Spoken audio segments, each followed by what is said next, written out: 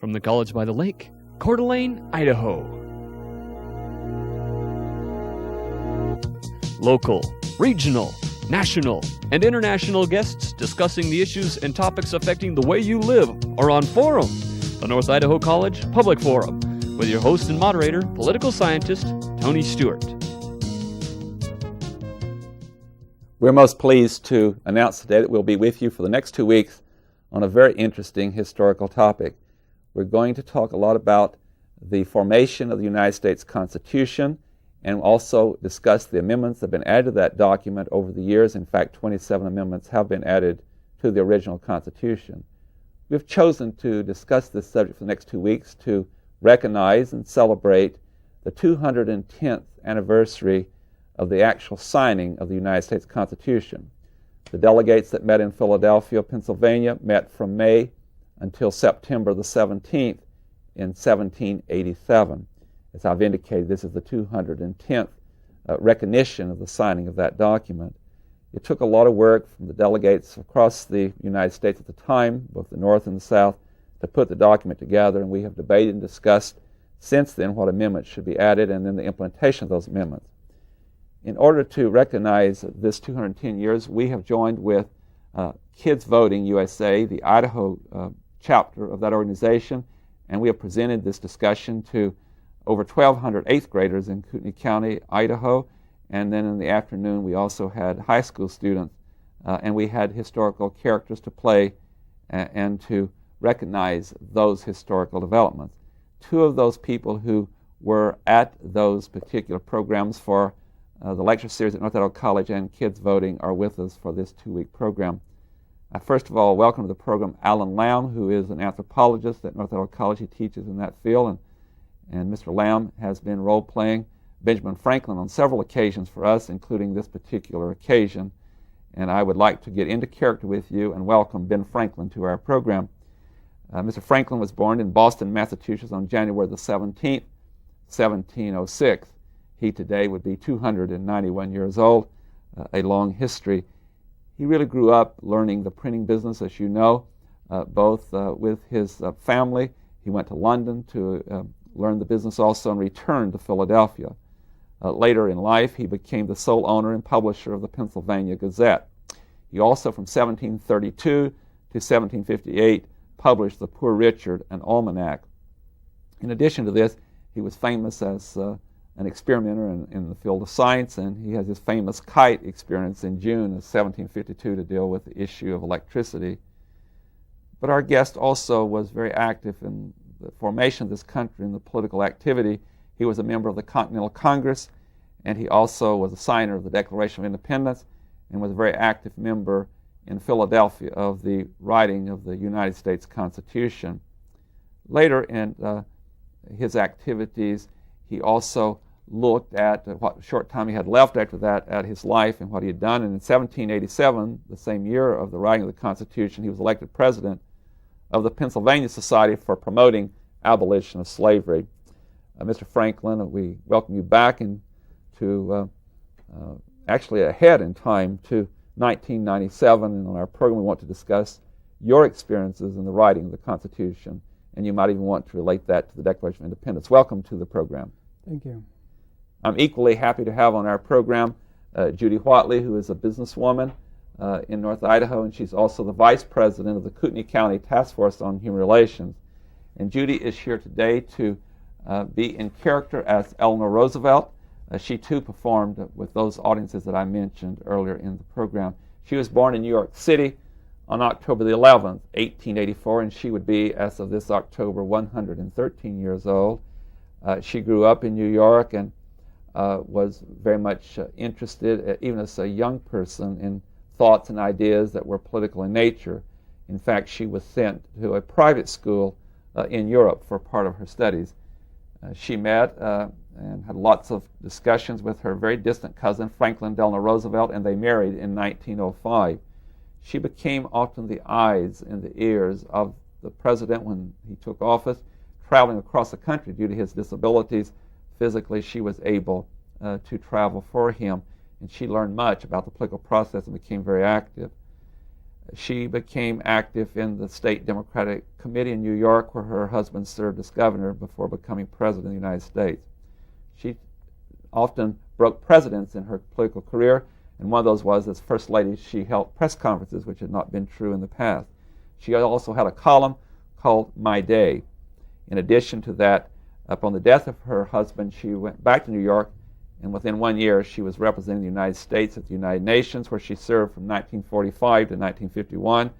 She also was elected chairman of the United Nations Human Rights Commission and was very instrumental in the creation of the United Nations Universal Declaration of Human Rights. In 1961, she became president. John F. Kennedy appointed her as president of the Commission on the Status of Women. She also is the author of 4 books. Again, in role-playing Eleanor Roosevelt, it's a pleasure to welcome you to our program. We know you have much to say about additions to the Constitution at a later time. Again, welcome to both of you. And as always, I'm pleased to have our regular panel, Janelle Berg, an attorney, and Steve Schenck, who is the Dean of College Relations and Development with our college. And Janelle shall commence the questioning with our historical guest. Mr. Franklin, what a pleasure to have you here and be able to talk with you about the Constitution. But the Constitution wasn't the first document. It was the culmination of a period of time in which work was done on major documents. What were those documents that led up to the Constitution?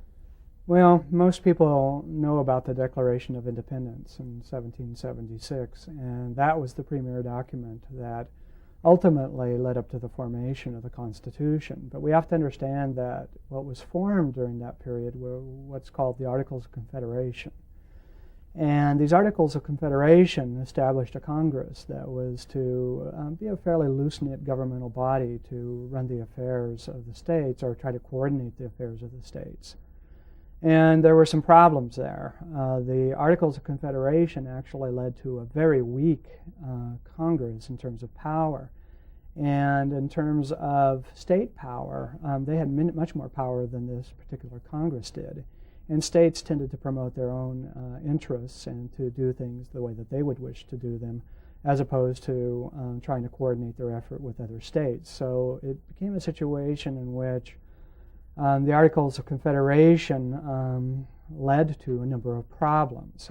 The weaknesses that were built into the Congress because of the Articles of Confederation caused such things as Congress not being able to raise funds to be able to run projects and to run itself for that matter, and also to not be able to regulate trade. The states would essentially deal with foreign bodies by themselves and establish commerce, and the Congress was not able to impact that. And also conduct foreign policy, because again, the states would tend to do that themselves. And so this legislative body, or this body, the Congress, did not have much power. It was a very weak government. And the problem was that the states were doing things that sometimes were against the interest of other states and could not coordinate their efforts.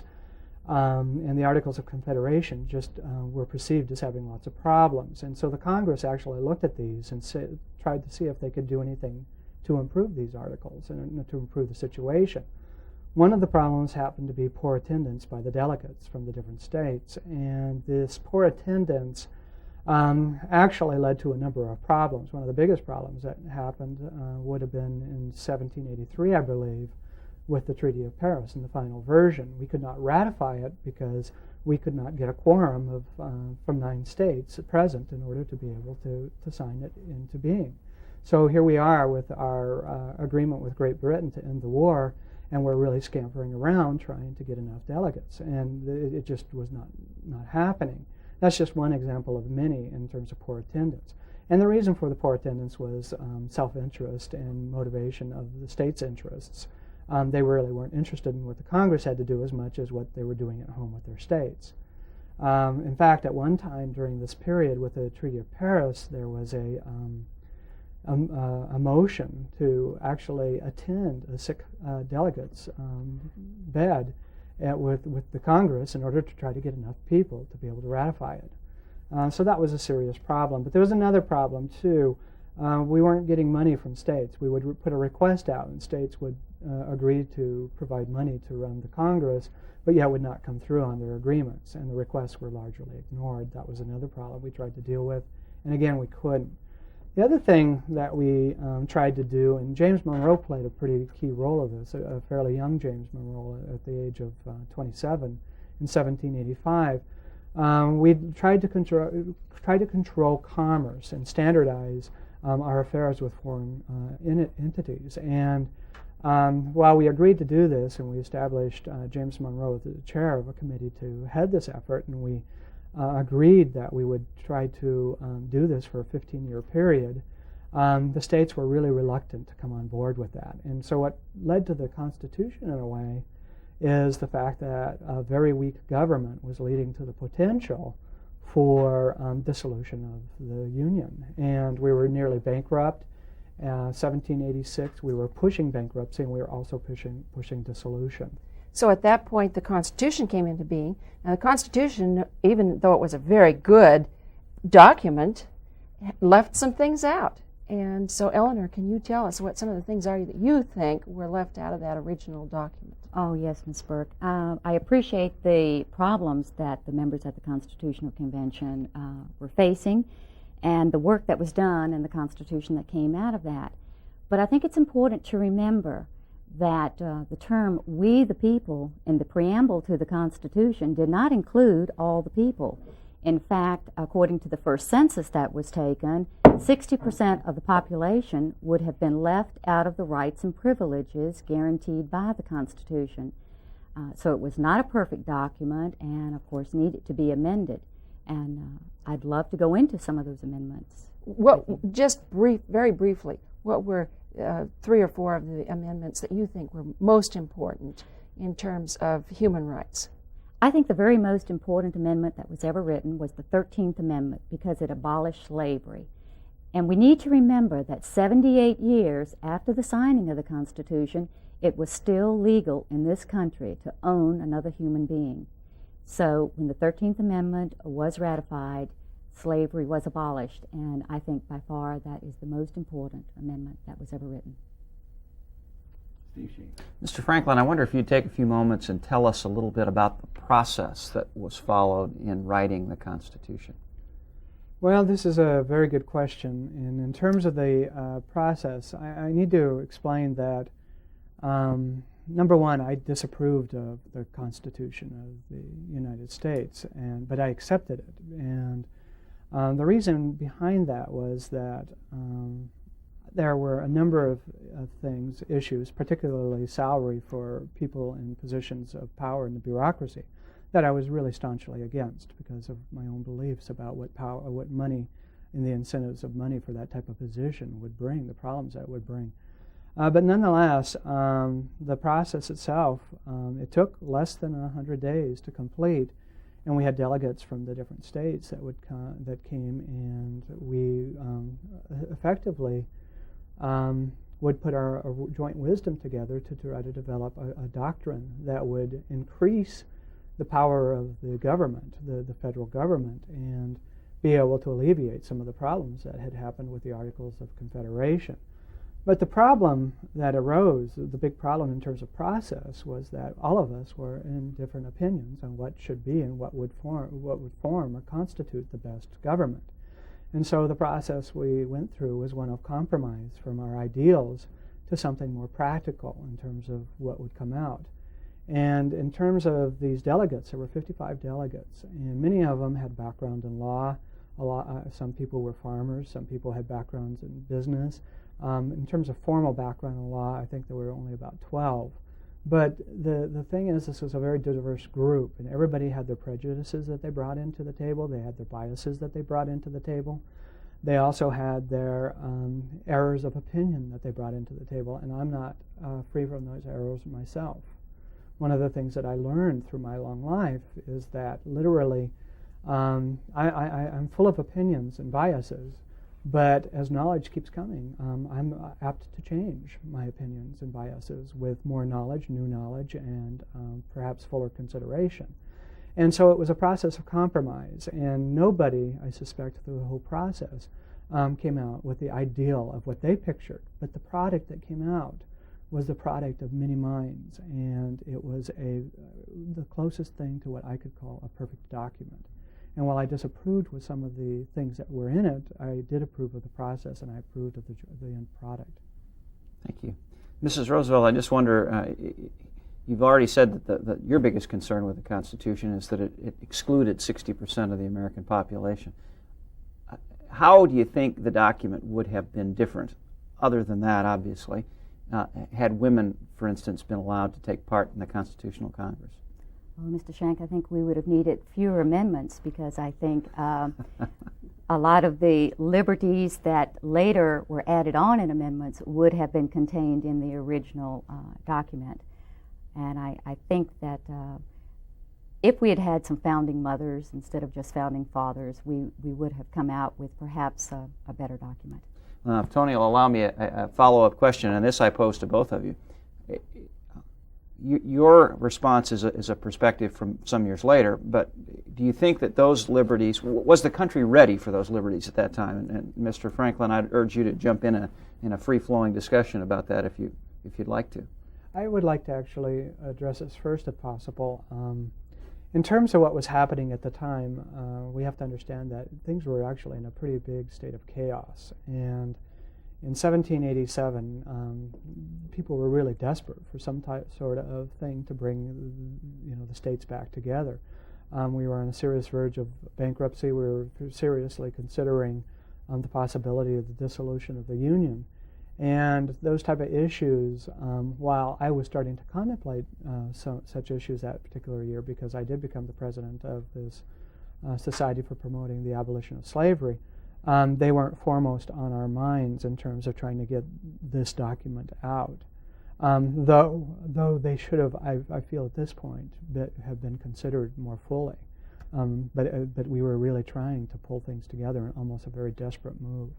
So it would be your opinion that, and I'm not talking so much about women's suffrage or the abolition of slavery, but other individual liberties that have been provided through the amendments, that perhaps the country in 1787 wasn't ready for some of the things that Mrs. Roosevelt suggested? I suspect that the climate of the times wasn't ready, although some of us were thinking about it. I myself, the last act that I had in official capacity before I died was to sign a petition again for the abolition of slavery, and this was to go to Congress. But the Bill of Rights, which came out right after I passed away, the year after I passed away in 1791, addressed some of the fundamental things that we looked at in the original document of the Declaration of Independence. And those were reconsidering the rights of individuals within the states. And so that there was some climate at that time that could have looked at these issues. I'd like to start with Mr. Franklin. You've already certainly addressed this question when you talked about the national government and the Union surviving was in trouble if we did not adopt a new constitution. We went from a different system under what was called a Confederation to a federal system, which more clearly divided power between two levels of government, whereas the Confederation left almost all power at the state. Ms. Franklin, there's 2 or 3 parts to my question. And first of all is that you were rather a very ingenious group of people in writing the Constitution, as you had learned the lesson that you had to have a stronger national government if you were going to survive from foreign foes, in your time the British, or it could be other countries. And so you put in the Constitution some really fascinating concepts. One is in Article 1, Section 8, you really listed powers of the U.S. Congress and therefore the national government. Under the Articles of Confederation, you just had a few, mostly in foreign policy. And here you placed in such things as the Commerce Clause and the General Welfare Clause for the national government to operate in those areas. Power to coin money and set its value and declare war, many other things. Would you say, first of all, you as a Federalist, you and Madison and Hamilton and others would take credit for, did you think you saved the Union by, particularly in Article 1, saying the national government has to be able to operate in some arenas as the final say? Other arenas were, of course, left to the states, and then there were areas where you both worked together, and we call that federalism. Do you think that saved the Union? Yes, to be honest with you, I do believe that did save the Union, and while I was not in the same exact camp as Madison, I did believe that this was necessary to do it, because without some centralized form of control, some centralized power agency, we were going to have severe difficulties. We could not continue the way we were, because it was shown that the states would promote their own interest, the interests of a state. And it makes sense because, of course, they are concerned about their populace. But I can see a real interesting thing here in you and others. We're a product of our experiences partially, and you had, under the British, had such bad experiences, a unitary system, concentration, too much power in London or in the governors in the colonies. You went to the other extreme and said, we're not going to allow hardly any power at the national level. And am I correct to interpret that you found your way to say, well, there's a middle ground, not having all power at the national government, not all the power at the states, but some division, and that's what you did? Yes, that would be a very good assessment of what we did. I give you Federalist credit for getting the Constitution in place and really enthusiastic with the Federalist Papers and getting it adopted in the states. But I want to give credit to the anti-Federalists. Now, James Madison would come in here really clearly. You and James Madison and others, I think you had a real big oversight. You didn't add what we now know as the Bill of Rights. Correct. And I believe it is correct to say historically that your colleague, James Madison, said that they weren't needed, they were just understood. This is correct. He did say that. And so anti-federalists came along, and they fortunately had political power too, and they said, well, we won't see it ratified in the states, we can kill it. And I believe I'm correct to say that James Madison was not yet convinced, and they said, well, do you want to go to the first Congress he was going to run? You won't get elected if you don't agree to introduce the Bill of Rights. And he said, you have convinced me to do so. And so they were introduced, and they were ratified, as you said, in 1791, and they're great, the Bill of Rights. So now that we have this chance with you historically, tell us how you felt from the beginning about the Bill of Rights, or were you happy they were added, even though it was something that you Federalists can't take credit for? In terms of ratifying the Constitution, we have to remember that there were a couple of states that held out in terms of the ratification. And when the Constitution was going around to the various and sundry states, 78 amendments were proposed by the 9 states that did ratify the Constitution, and 24 were proposed by Rhode Island, which did not ratify it, and I suspect between 20 and 30 were proposed by North Carolina, which did not ratify it as well. And in terms of this, these states actually came on board only after the Bill of Rights were introduced. And in truth, the Bill of Rights reaffirms the commitment we made in the Declaration of Independence, and it made logical sense to put it in there. We did not do that, and yes, I would agree that was an oversight. My last thing that I did publicly in terms of going out was in 1787. I spent 1788, 1789, and 1790 very ill and not capable of doing much in terms of public office performance. I suspect I would have pushed for that if possible. Mrs. Roosevelt, you come on at a lot later time, and we have hindsight, and you can look back to see what has happened. But we're running fairly short on time, but the good news is to our viewers, you two will be back next week, and we can, the panel and I can even pursue further. But I do want to get a question in with you concerning this same question. Would you agree that, as a student of politics yourself, that the Federalists helped save the Union with the Constitution, anti-Federalists gave us the Bill of Rights? And then the second part of my question is, what are your views? We're not going to have time to get into the Civil Rights Amendments very much now, but let you address the Bill of Rights and your appreciation of those in your lifetime. Well, of course, some 30 liberties are outlined in the Bill of Rights, and it was the Bill of Rights, as Mr. Franklin said, that enabled the Constitution to be ratified. And these were liberties that the people demanded because of the tyrannical forms of government that they had lived under before. So the Anti-Federalists did have a great deal of impact by insisting on the Bill of Rights. Just as I think in my time both parties had say, and there was validity in what each opinion was. In relation to the Bill of Rights, when you were the First Lady, I'd like to get your reaction to the fact that without the First Amendment and the issue of free speech and free press and right to assemble and so forth, if that was not in the Constitution, not been adopted, would that change the role of the Roosevelt administration in your life? And how effective was that to help you do some of the things you wanted to do? I think it would have changed the role of everyone from the time the Bill of Rights had been enacted. But I certainly would not have been able to speak out on issues of race and religion, without the Bill of Rights, but also without the civil rights amendments that were added later. So I think that we came together as a country under those liberties. Janelle Berg. I want to ask you, Mrs. Roosevelt, how did you change? What was one of the areas that you changed your mind about as you grew older? We all grow as we from life's experiences. What was one of those areas? Well, I think one of the largest areas that I changed my mind about was suffrage. When women's suffrage first came about, of course, I was not supportive of it. I was born into a family that taught that women had their place in the home as wives and mothers. But as I went out into the world and I saw that women did not have any political power, they did not have the economic opportunities, and they would not have that without the vote, then I did change my mind. And of course, then became a very strong advocate of the suffrage movement, and in not only that, but providing opportunities for women, because you can't just give people the rights, you've got to give them the opportunities. We're going to have a very short time, but Mr. Franklin, I know there were some areas that you changed your mind about too. What is one of those areas?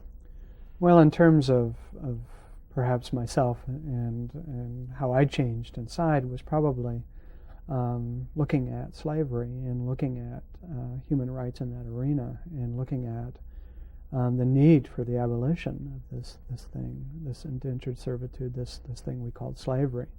I was highly disappointed, of course, to find out that it took 78 years after our Bill of Rights to recognize the fact that these people are indeed people, and the 13th Amendment was a long time in coming, despite my recommendation that we abolish slavery right then and there. On that note, I have to bring our program to conclusion. On behalf of our panel and our staff, we'd like to thank both of you in character, Ben Franklin and Eleanor Roosevelt, for being with us and discussing the Constitution in its original form and the amendments. But I'd like to say to you and to our viewers, the good news is you will be back next week, and we will continue in more depth discussing this remarkable evolution of democracy and our constitutional doctrine. Ladies and gentlemen, I hope you've enjoyed the program as much as we have, and we invite you to be with us again next week when we will continue this discussion. Until then, please have a good week. I am Tony Stewart.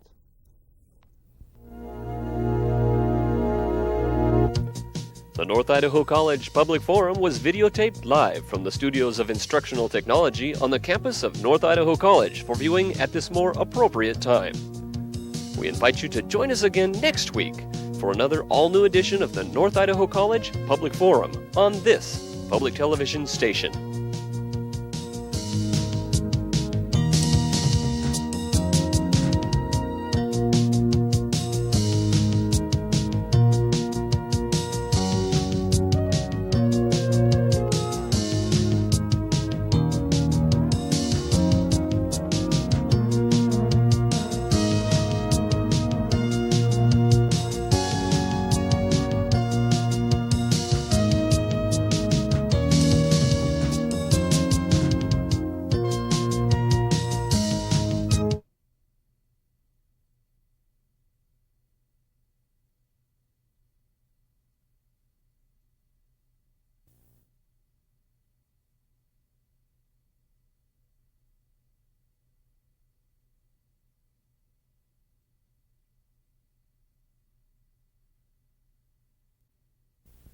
From the College by the Lake, Coeur d'Alene, Idaho.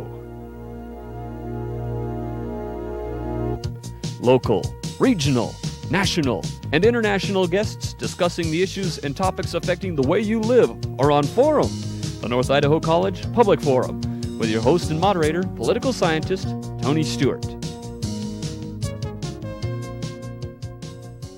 We're most pleased to welcome you back to program number 2 of our 2-week series addressing the Constitution of the United States, and that's going to be in 2 parts, the original Constitution and then the 27 amendments.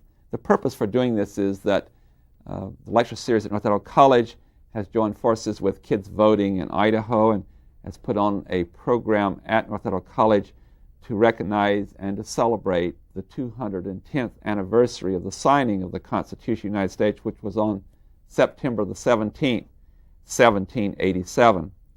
And we decided to invite some of those historical characters that performed in front of all the 8th grade students here in the 2 school districts, and also for the high school students. And we're very pleased to welcome to the program, as I've indicated, 2 of those persons. First of all is Mr. Alan Lown, who's an anthropologist at North Idaho College, portraying Benjamin Franklin. And Mr. Franklin, we'll get right into role playing and welcome you to our program. I can indicate to our audience a more brief introduction than last week, since our viewers, I hope, are back from last week. But you were born in Boston, Massachusetts in 1706, and you were trained in the field of printing. You did a lot of work in that field over the years, including publishing the Pennsylvania Gazette. You also were known for Poor Richard, an almanac.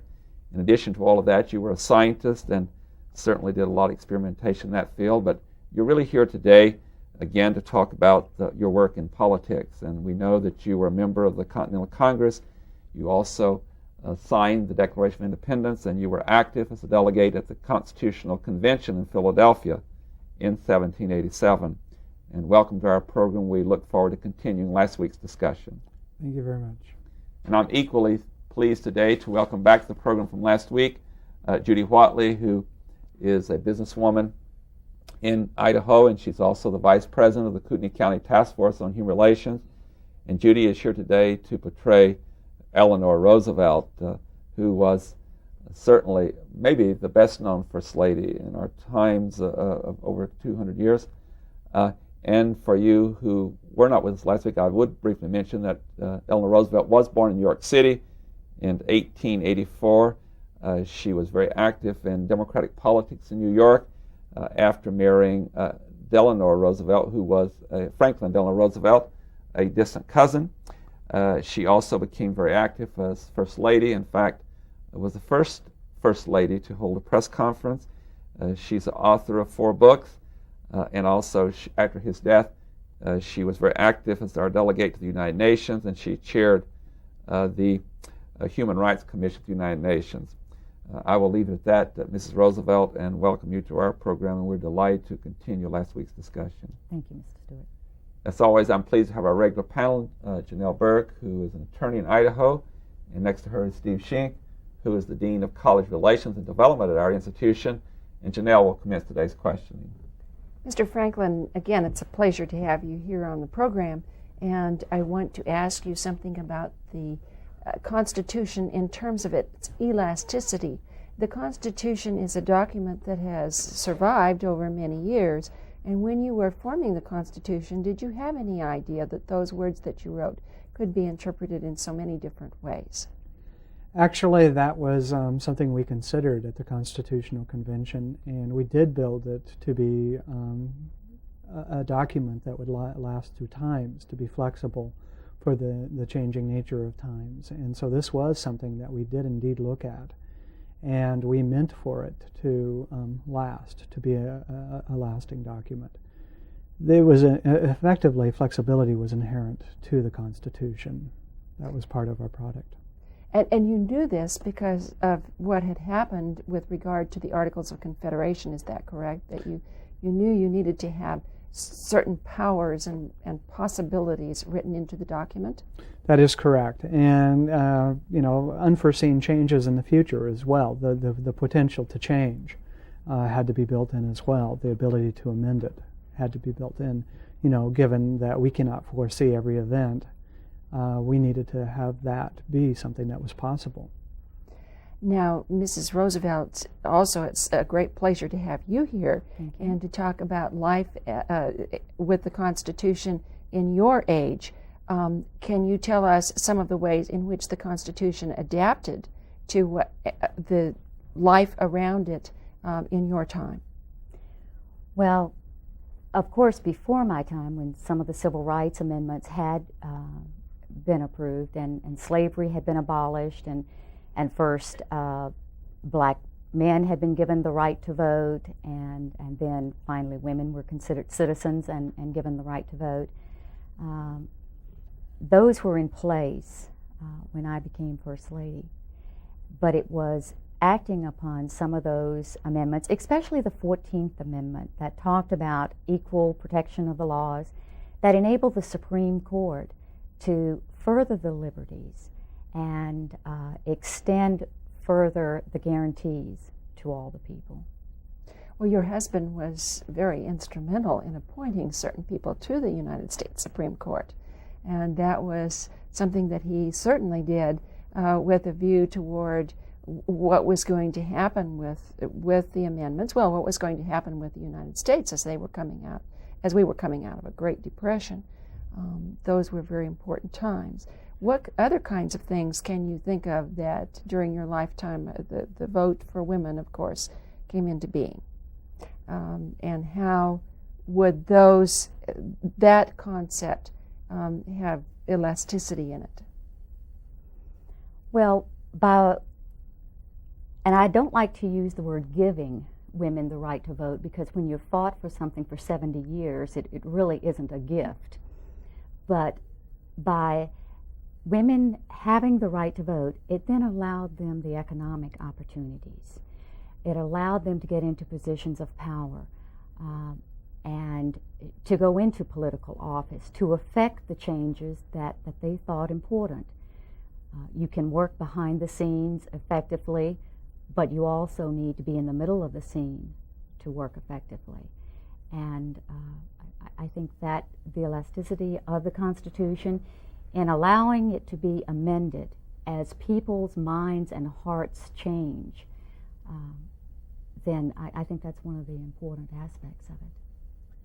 Ms. Roosevelt, you lived an interesting time. You lived kind of in between, I think, two periods when there had been some progress that was very significant before your lifetime, and there were certainly things that you and others pioneered that resulted in success even after your life or near the end of your life. When you talked to me to go about the right to vote, and that seems to be a really important theme through your conversation. In 1920, when the 19th Amendment was added and women got the right to vote, it was rather instantly implemented. You had indicated that you'd been concerned about the right of people of color to vote. With the adoption, particularly of the 15th Amendment of the Constitution and the Civil War ending and Reconstruction took place, men of color got the right to vote in the South, and they actually served in office. But then they lost that after Reconstruction. As a matter of fact, literacy tests and poll taxes and other things were used, and you would even die before the passage of the Voting Rights Act in 1965 that corrected this problem in the South, although it was already in the Constitution all this time. So my rather in-depth question to you is, would you like to look at from perspective of the time that you lived, and again Janelle's suggestion about your husband appointing certain members of the court that would be there with other appointees in the future to address some of those questions. I guess first part of my question would be, do we, in relation to people's participation, make progress and then sometimes a setback and then progress again?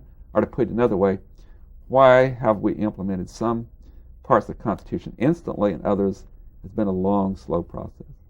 Well, Mr. Stewart, as you know, you can make legislation, but you can't legislate people's hearts.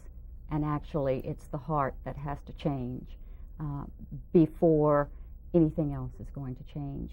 And I think when you're talking about the Negroes having the right to vote, that was a political move also.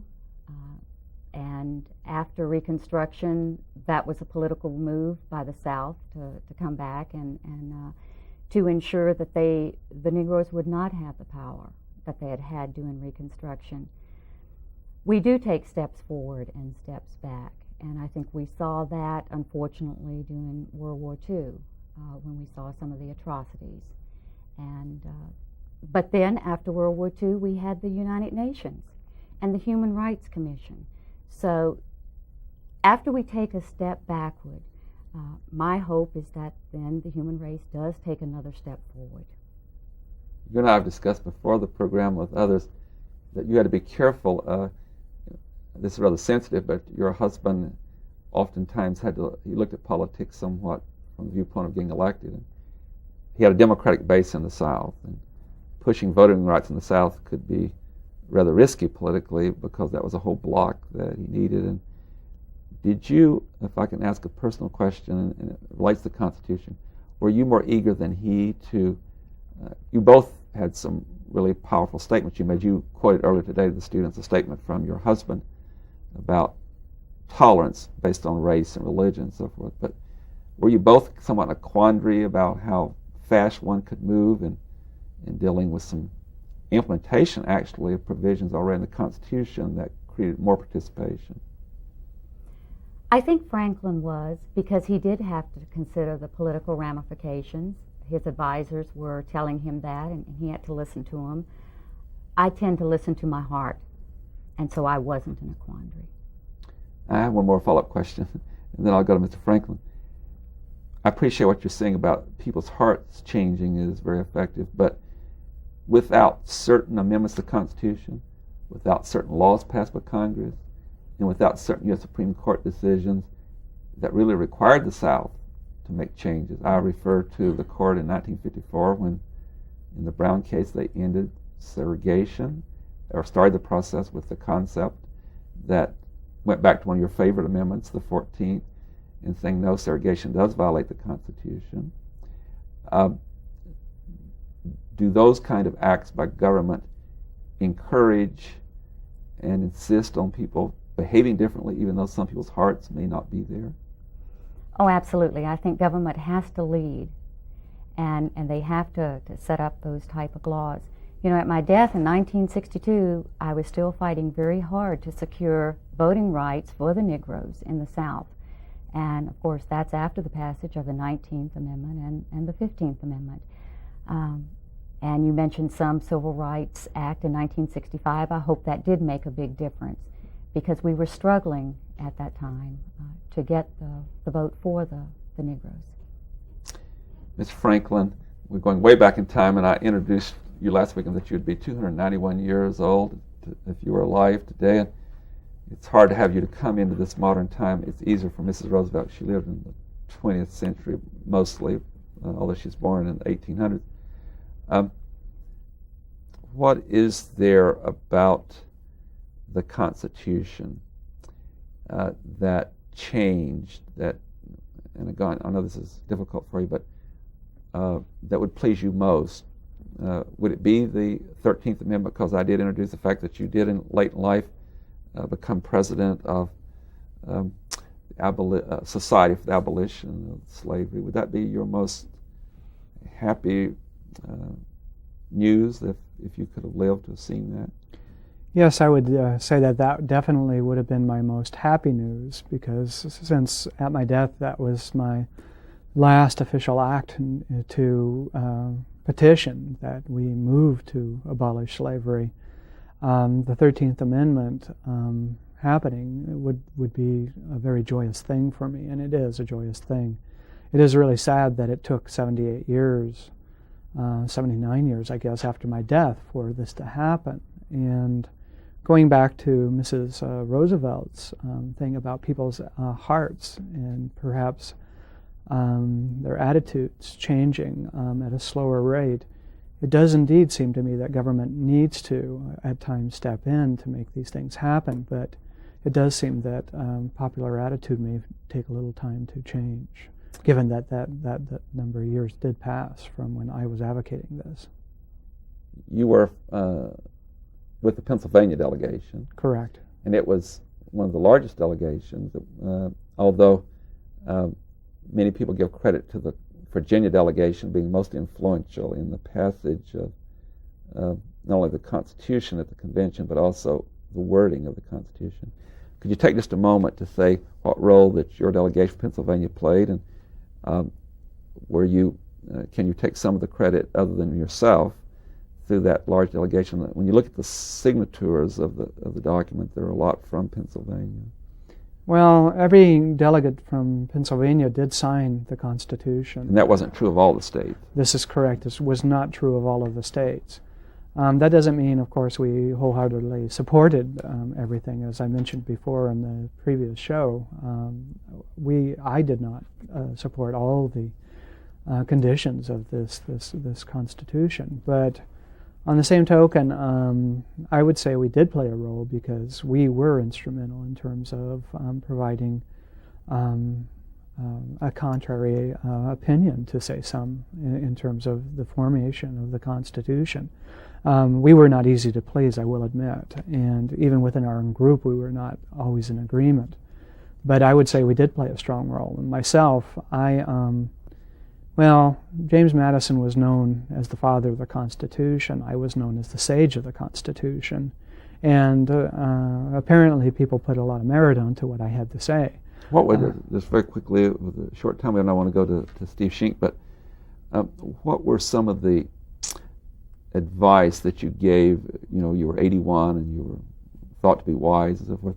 What do you think is a couple of things that you did that really turned the delegates toward a certain path in the language of the Constitution? Or was it just bringing them along to say that this was the way to go? I think supporting it and supporting the process is more important than any specific one thing. So there were other people at the convention that were hammering out some of the specifics, and you were there to give support to them, to bring delegates along? Correct. And by the fact that I would not necessarily approve of something but support it, it was a good show of faith. I was the oldest member there. The ages ranged from 26 to my 81, and I was also quite feeble at the time, and at times not capable of doing too much in terms of my own speeches and things like that. But nonetheless, I think my support was the most important thing, and my backing. And in addition to your wisdom and your age, and all, we don't want to fail to recognize the president of the convention, George Washington. And many people said that the convention could not have been without his support or his agreeing to be president. Very briefly, what was your reaction to his work? And he was loved and therefore trusted very much, wasn't he? There was, I believe the vote for him was a complete vote, 100% vote, with a couple abstaining. And yes, his contribution was obviously great, and he was very popular among all the delegates in terms of the choice. And the fact that we gave him 100% backing, again, with some abstaining, was a very strong statement about how much faith we put in George Washington. So we can say the fact he agreed to come and to be president of the convention, and that you, as the elder statesman, came, you two might have been very, very influential in causing this to happen, although, as we've already indicated, people like Madison and others were doing a lot of the writing. Right. Steve Shink. You're both beloved figures in American history. And I'll stay with Mr. Franklin for a moment in deference to his advanced age. If you've got a 291-year-old guest, you ask questions fast while they're still with you. Given the multifaceted life you led as an inventor, an author, a statesman, and a politician, what would you most like to be remembered for? Well, this is a very good question, and indeed, I did a lot of things in my life, and my inventions. I never profited from my inventions. I felt that things that were invented should be made, to everybody, to make their lives better or easier or things like that. In terms of what I would most like to be remembered for, and the Constitution is a great document, and so is the Declaration of Independence, which I had played a strong role in helping write. Thomas Jefferson having written most of the document, but with a lot of feedback from me and some editing. Despite that and how important it is and whatnot, the one thing that made me who I am and what I was the fact that it was my quest for knowledge, and the fact that even though I only had a couple years of school, most of my schooling was self-taught. I was a voracious reader, and I would say the establishment of the library and University of Pennsylvania, ways to transmit and disseminate knowledge. Part of the thing about a democracy is having a well-informed public, but I think my biggest contribution, I would think, would be to knowledge. Mrs. Roosevelt, my question for you is much the same. Are you happy with the way you are remembered in American history? And to bring that question a little bit more around to our general topic about the Constitution, is that, you think, your singular most important accomplishment?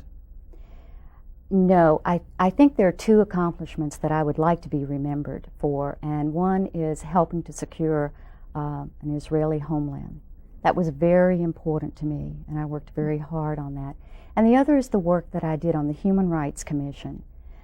After the atrocities of World War II and what the people had seen and suffered, for the people of the world to come together and say, as a world nation, we are going to put together documents that say, as human beings, what we can and cannot do to other human beings, and to have an active part in that. I think those are the two accomplishments that I would like to be remembered for. Do you see those as related in a way? I mean, your work with the U.S. Constitution was to extend its benefits to people who'd been excluded. It seems that the two things you just mentioned, again, are sort of on a world scene, a way to extend human rights to disadvantaged people around the globe. You see the similarities there? I see a lot of similarities. Obviously, if the countries involved in World War II had the liberties as set forth in the amendments, the atrocities would not have happened. World War II may have not happened. So yes, there are a lot of similarities. And had it not been for the 19th Amendment, I would not have been a delegate to the United Nations. So there's a lot of similarities. Thank you. Each one of you lived in a time when life was much different than it is today. Can you tell us, starting with Mr. Franklin, and just very shortly, what life was like and how you think the Constitution, as it has been handed down through the years, has improved that situation, what life was like and what improvements needed to be made from your time until now? Well, in answer to your question, it was considerably different, obviously, at my time. In deference to Mrs. Roosevelt and women getting the right to vote and everything, we did not really give women too many rights in terms of power in a political scene or anything like that. Did you even think about it?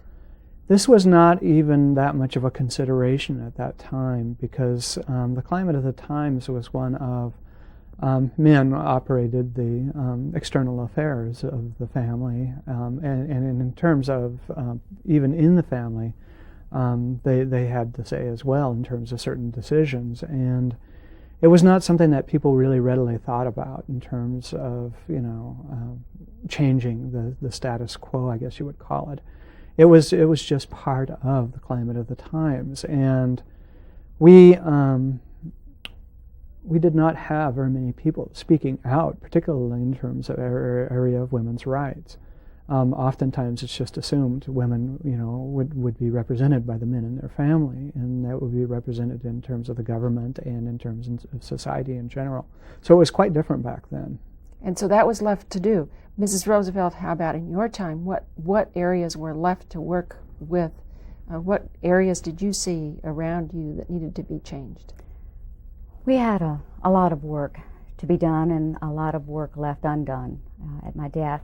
I remember touring the Army post, or the various Army posts during World War II, and the Army was segregated. I hope that that's been remedied. I certainly tried to speak out against that.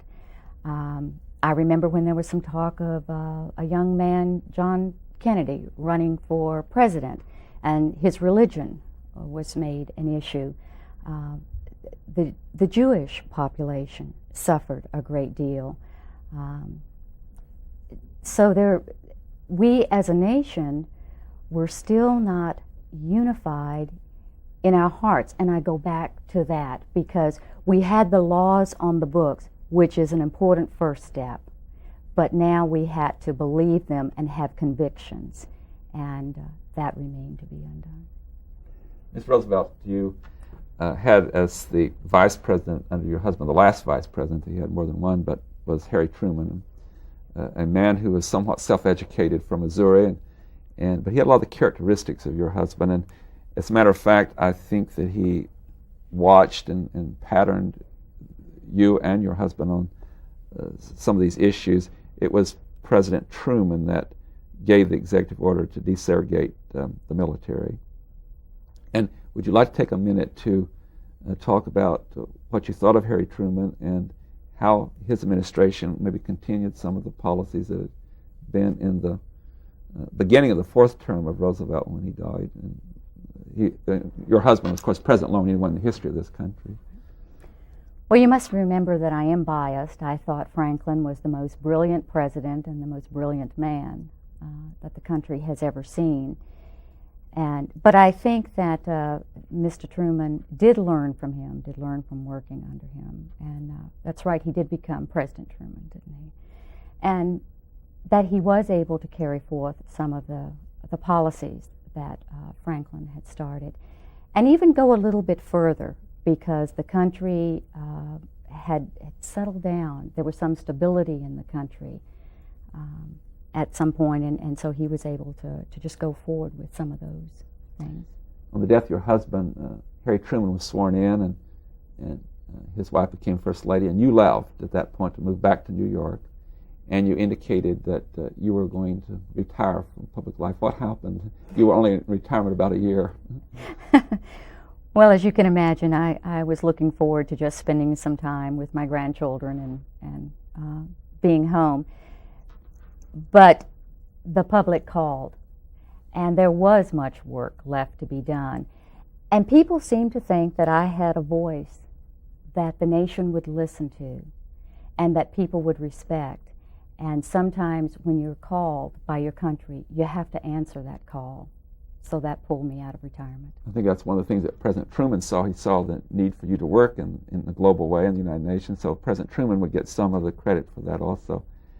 I've received word from our staff that we're out of time. On behalf of our panel and our staff, we want to thank Eleanor Roosevelt and Ben Franklin for taking time, and for those who portrayed them.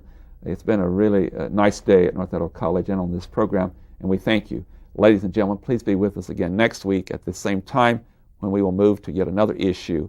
Until then, please have a good week. I am Tony Stewart.